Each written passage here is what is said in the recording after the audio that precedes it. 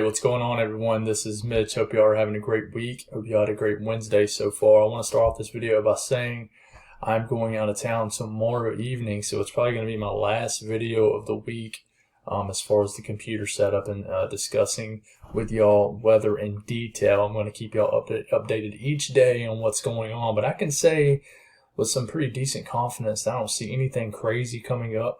The video tonight will mainly focus on a system that I'm kind of watching. The European is a lot more excited about it than the GFS, but the potential is there for maybe a smaller winter weather event for portions of the mid-Atlantic and portions of the Northeast. So we're going to talk about that because this could be a sneaky event.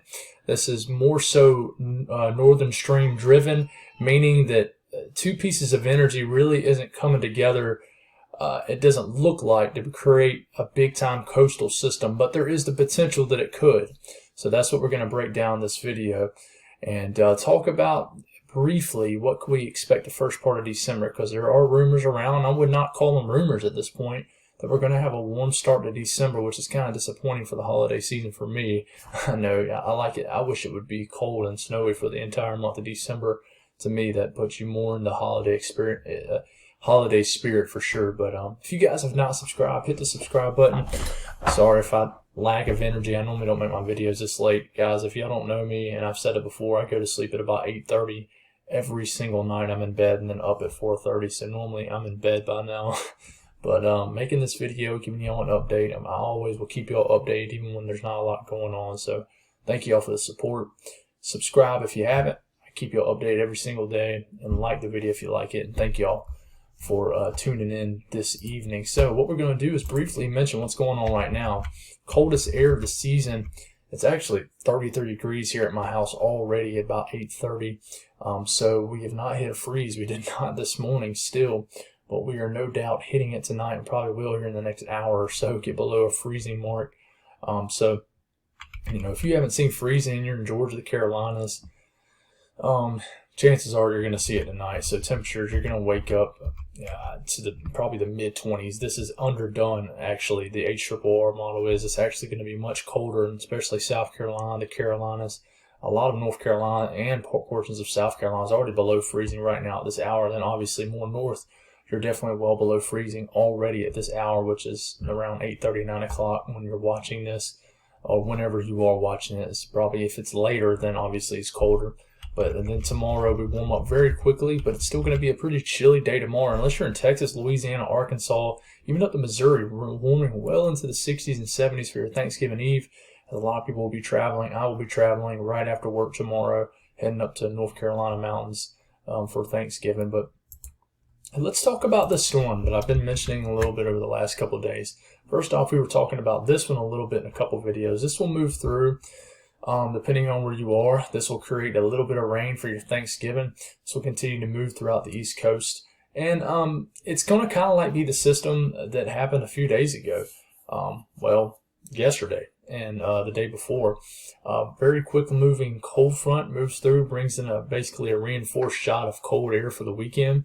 And with it, some showers and some back-end snow, especially maybe a northwest flow kicking up in the mountains of North Carolina, Tennessee, Virginia, West Virginia, and then the lake effect snow bands will start firing off here. This will move through, and what's interesting here is the European, as we're getting into late this week and getting into Sunday morning, another piece of energy. It's basically a piece of energy out the northern stream. You got the northern stream and southern stream, and you really need these to interact with each other to create a big-time coastal system in the East Coast. This really just looks like it's one out of two pieces to this puzzle, and it comes down here, rides the jet stream here, and if you're looking at the European, this is a little robust little area of energy that promotes some snow across Virginia, gets a little bit more east into Sunday evening, and then if you're taking the European as if it was going to happen, put some snow into you folks in areas of New York City and then southern New England, and just a little stripe of light to moderate heavy snow, not a big time event. And then some snow gets going here in the mountains of West Virginia, North Carolina, Virginia, Kentucky, Tennessee. So maybe a little bit of snow, and then the system tries to develop here and actually get some snow out here at Cape Cod and the Nantucket area But I think there's still some things to figure out with this system for sure. A lot of question marks. Then you got another little piece of energy that pops up here. That might get some snow in West Virginia. I think West Virginia is going to see their fair share of shots of snow here in the next several days. We're getting to our holidays into the weekend and things like that. But if you look at the GFS, is a lot more flatter, the piece of energy, progressive for sure. Here comes that system for the Thanksgiving into your Black Friday into this Friday. This moves through, and then here comes the piece of energy. Notice you're saying, well, what piece of energy? Well, the GFS is not it definitely isn't showing it near as much attention as the European. In fact, the northern stream of energy doesn't even really get going. It just has some flurries, some light snow in West Virginia and Virginia, and then it pops off that low pressure here. But what happens with the GFS is it's a little bit quicker with a piece of energy, so it interacts later. Basically, what I'm saying here is it moves through faster, so it doesn't have a chance to really develop until later once it gets off the coast of the eastern U.S. So it turns into a pretty significant system well off the coast and moves on through, and it produces big-time snows for southeast Canada.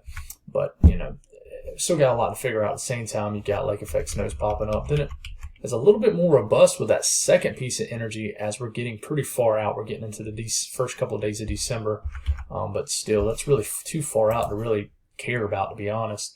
If you're looking at the European as far as snow, the operational run through midweek next week, it's liking a decent shot of snow for the mountains of West Virginia and southern areas of Pennsylvania into New York City and Long Island, but this is going to change a lot over the next couple of days. This has been all over the place. But I do think the mountains of West Virginia, North Carolina, Tennessee are going to see at least a little bit of snow. And this is what I'm talking about with a piece of energy. This is the northern stream energy right here diving down as we're getting into Monday morning. And notice it's a decent, robust piece of energy that actually starts to develop just off the coast of North Carolina. But if you look at the, throat's a little scratchy. You look at the same time period for the GFS, this energy is well off the coast already and not really closed off, not even close. It's just kind of a piece of energy. And that's why it's not as enthusiastic about precipitation as the European is, because this piece of energy moves through a lot quicker than the European. The European is much slower, develops it, and produces a little bit of a snow event and just precipitation event for these areas. Now, if you're looking at snowfall in general over the next 10 days, this takes us through the morning of December 3rd. There is a signal for some snow in the same mountainous areas I've said 100 times. And there's a big signal here for a big-time lake effect snow band off Lake Erie. If you're in Cleveland, I've had a couple people ask about Cleveland. There is a pretty decent signal for accumulating snow here in the next 10 days, including over the next several days. And then the whole state of Michigan, decent chance of snow here. Lake effect snow driven, definitely. And maybe some northwest flow event here for the mountains. But looking at the pattern ahead, guys, it's very complicated. I know a lot of people have seen where there's a chance for above normal temperatures going into December, and I really think that's the case. But this is an ever-changing situation as we're getting into our, the next couple of days, the end of the week. Here comes a trough, quick-moving cold front, quick-moving shot of cool air, moves through, moves on out. Ridge builds out west again, and you have this persistent trough over Alaska, which is not helping us for people who want cold air. When you have, a lot of times when you have colder than average temperatures in Alaska, that normally means that you're not going to get any big time cold air that sets over the eastern U.S. You can still have cold air, which we do now, but it's nothing crazy, no kind of Arctic air mass.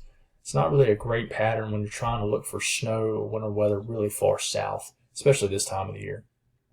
But you have this ridging over the west, and then you get over here in time. This is the system can form. We'll watch that. But this persistent ridge into the west, and then there's some troughing in the east, but there's just a persistent trough in Alaska.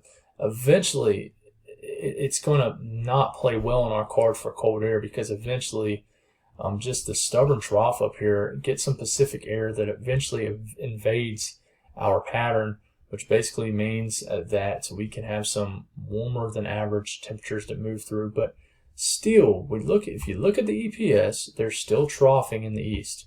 So I'm not completely sold on us warming up big time yet. I'm really not. You look really, really far out until about the second week of December. Yes, you pretty much get a zonal flow, which means there's no big time ridging, there's no big time troughing, which means you pretty much get average temperatures, which for a lot of people in the eastern U.S., average temperatures even in early December is not cold enough for any kind of winter weather.